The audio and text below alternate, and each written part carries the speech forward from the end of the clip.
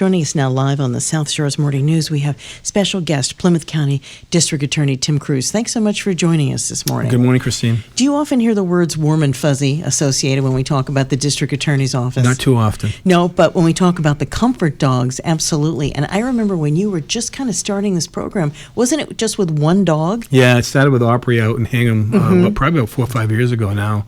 And it's really turned into something that we really couldn't have anticipated when it started. Now we're up to 24 dogs, I believe approximately 20 or so communities, and it's really expanded great. And as we go forward, we're trying to make sure that the dogs are more involved in not just regular trauma issues that kids have to deal with in school and other places, but also make sure that, you know, we can also help the community with the issues that are going on. It sounds like you get some very positive responses just from what we've heard from people that have encountered them. You see the difference. Somebody sees a dog and all of a sudden their voice gets higher, they get calmer. It's great for the kids. It's great for the adults. Yeah. Now, other areas of the country are looking at this, a program that you folks really started here, and now with your position as the president of the National Association of District Attorneys, you're going to be talking a little bit about that. And you're also, I guess, with the International, Police Chiefs? Did I get that right? Yeah, it's the, I'll be going to the International Association of Police Chiefs next weekend, and we'll be doing a presentation on our Comfort Dog program here in Plymouth County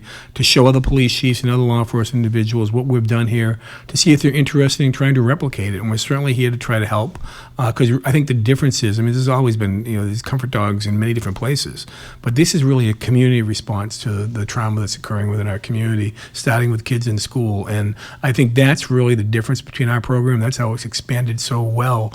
And, you know, I really have to give a shout out to the police and to the police chiefs and to the handlers and the trainers who do a tremendous job every day with these dogs as we go to the next step. You know, it starts off as crisis intervention training, and now we're dealing with, you know, having some of our dogs finding individuals who may be lost with Alzheimer's or you know, kids with autism. The next step, that's how can we keep the community better and safer. And it's interesting, too, and correct me if I'm wrong, didn't the funding from this come from maybe grants or drug forfeiture money? Yeah, initially it did, yeah. When we originally started the one in Hingham, it was a request by the Hingham PD, by Chief Jones. I think it was for $5,000, which we took out of our drug forfeited account. And then the thing just kind of took off. And Aubrey took off there, and other people saw it. And we started getting calls from other communities about how can we get a dog. And it just has worked out really well. And like I said, it's a great countywide program to work together and try to keep people safe. Absolutely. And you see so many times when whatever the situation is, sometimes it's easier, especially for kids, to not maybe originally or initially talk to an adult, but cuddle up, hug a dog, pet them, and they want to start talking to them. Especially with all the social isolation the kids received during COVID, the kids were not social anymore, and there's been problems in the schools, and that's really what this was with a lot of the other programs that we have, whether it be dealing with kids who are drug endangered, kids who have adverse childhood experiences, and the issues of just going to school themselves. And as you know, we talk to teachers, you know, many times the most caring person in this kid's life is their teacher. So we have to make sure that, you know, we can bring in more resources, more help for those kids from broken homes, kids that need it the most. And to me, it's truly criminal justice reform, because when you keep these kids out of the system, then we've succeeded. I want to ask you one more quick question. I know that there's something that you, I think, and the sheriff are going to be involved with in a presentation, and this is with the whole issue of sexual assault. Yeah, we'll be doing, I've been asked to participate in a leadership roundtable on sexual assault at the ICAP conference on that Monday, October 20th. And we're going to be discussing the SACI initiative, which is the Sexual Assault Kit Initiative. It's a program that was launched in 2015 to address the nationwide challenge of unsubmitted sexual assault kits.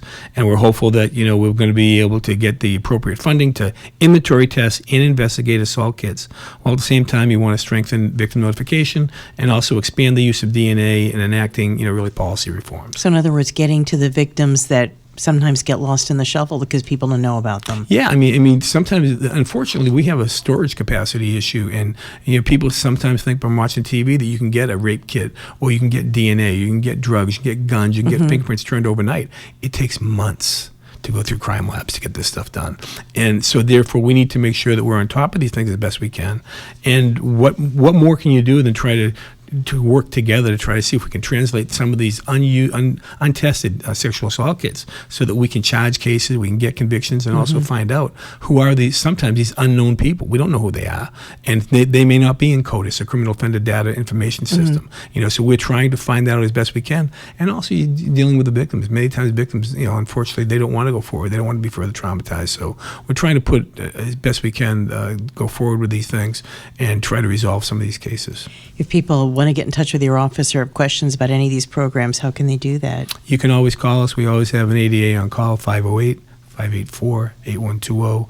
If you want to find out about any other programs and things that we do, it's PlymouthDA.com. That's PlymouthDA.com. That sounds great. Again, that's Plymouth County District Attorney Tim Cruz. We'll be back with Traffic and